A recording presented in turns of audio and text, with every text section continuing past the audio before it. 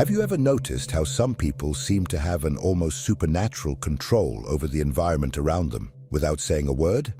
They don't shout, they don't beg, they simply withdraw, and suddenly everything changes.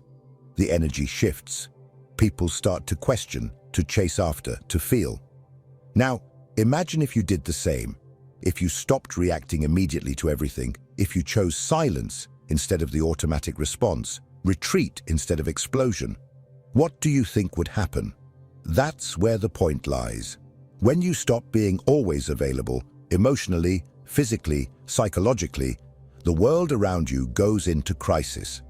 Because people are used to controlling you through your reactions, through your impulses, through your predictability. But the day you choose to withdraw, the game changes. And those who thought they knew you realize they know absolutely nothing about you. Carl Jung said, "Everything that irritates us about others can lead us to a better understanding of ourselves."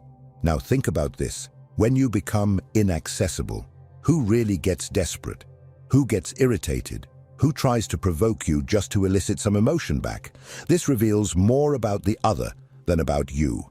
And it mainly reveals how much you are still being manipulated without realizing it.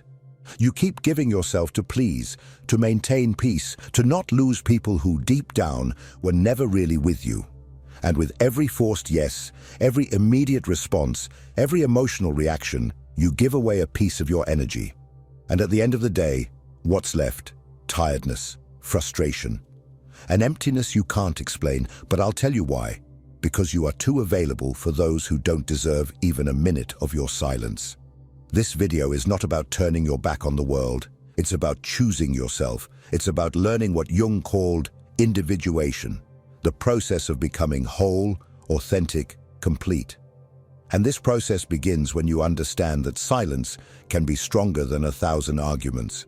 That withdrawal, when it comes from awareness and not from escape, is an act of power.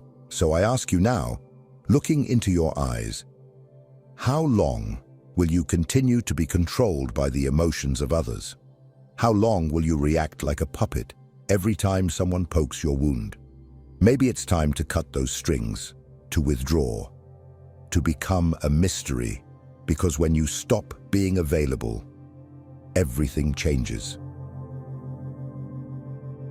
You have been taught to always be present, to respond quickly, to please, to say yes even when you wanted to say no. Since childhood, you have been conditioned to believe that your worth lies in how available you are to others. But here's a truth that perhaps no one has told you with this clarity. This excessive availability is not a virtue. It is a prison. And as long as you continue to think that you need to be accessible all the time, emotionally or otherwise, you will be manipulated, drained, and forgotten as soon as you are no longer useful. Do you know why? Because being always available makes you seem predictable. And everything that is predictable becomes a tool. People start to use you as an emotional emergency button. They press it when they want attention, relief, validation, and then put you back on the shelf. But you don't realize this because you are trapped in an illusion that being present for everyone will make someone be present for you. But it doesn't work that way. Carl Jung spoke about the persona, this mask we wear to be accepted, loved, recognized, and it is exactly this mask that keeps you overly available. You say, "It's okay," when you are suffocating. You respond to messages immediately, even when you are exhausted. You explain yourself, justify yourself, defend yourself, as if you owe something to the world. But the truth is that the more you place yourself at the center of others' stage, the more you disappear from your own. Being available all the time is a subtle form of self-abandonment. It is a disguised way of seeking approval, avoiding rejection, trying to control the image others have of you. But this control comes at a price, and the price is your peace.